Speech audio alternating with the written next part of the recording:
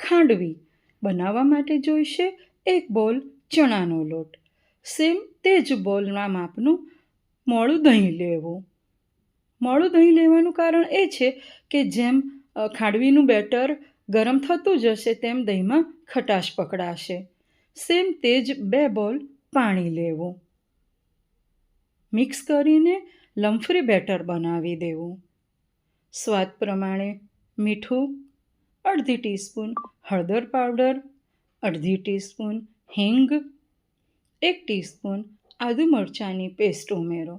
મસાલો મિક્સ કરી દો. તૈયાર છે આપણું ખાંડવી માટેનું બેટર. ખાંડવી જે થાળી પર પાથરવાની છે પહેલાં તેને તેલથી ગ્રીસ કરી લો.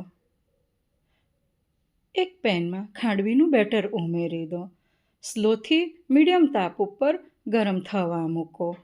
સતત હલાવતા રહેવું, ગાંઠો પડવી ના જોઈએ. જેમ જેમ ગરમ થશે ને તેમ તેમ બેટર ઘટ્ટ થતું જણાશે. સતત હલાવતા રહેવું. ડ્રોપિંગ કન્સિસ્ટન્સી જેવું બેટર થાય ત્યારે ચેક કરી લેવું. એક ડીશ પર તેલ લગાવીને થોડું બેટર પાથરી દો અને રોલ આસાનીથી વળે તો સમજી લેવું કે આપણું ખાંડવી માટેનું બેટર તૈયાર છે. ગેસ બંધ કરીને તરત જ ગરમ ગરમ બેટર જે થાળી પર તેલ લગાવ્યું હતું તેની પર પાથરી દો. એકદમ પાતળું લેયર કરી દો. થાળીને બદલે તમે ડાયરેક્ટ પ્લેટફોર્મ ઉપર પણ પાથરી શકો છો. 10 મિનિટ ઠંડુ થવા દો. ઠંડુ થઈ ગયા પછી રોલ વાળો. આસાનીથી રોલ વળી જશે. તમે જોઈ શકો છો કેટલા સરસ રોલ વળી રહ્યા છે. આ પ્રમાણે બધા રોલ તૈયાર કરી દો. રોલ ઉપર લાલ મરચાંનો પાવડર ભભરાવી દો. વઘારિયામાં 2 ટેબલસ્પૂન તેલ લો.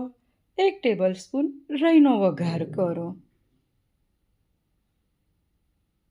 રાઈ તતળી ગયા પછી અડધી ટીસ્પૂન હિંગ, 2 ટેબલસ્પૂન તલ અને મીઠા લીમડાના પાન ઉમેરી તરત જ વઘાર ખાંડવી ઉપર રેડી દો. ફ્રેશ કોપરાનું છીણ અને કોથમીરથી ગાર્નિશ કરો. તૈયાર છે. જોઈને જ મોંમાં પાણી આવી જાય તેવી અને સ્વાદમાં ખૂબ જ સરસ એવી ખાંડવી.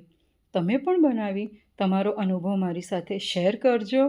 ફરી મળીશું બીજી નવી કોઈ વાનગી સાથે.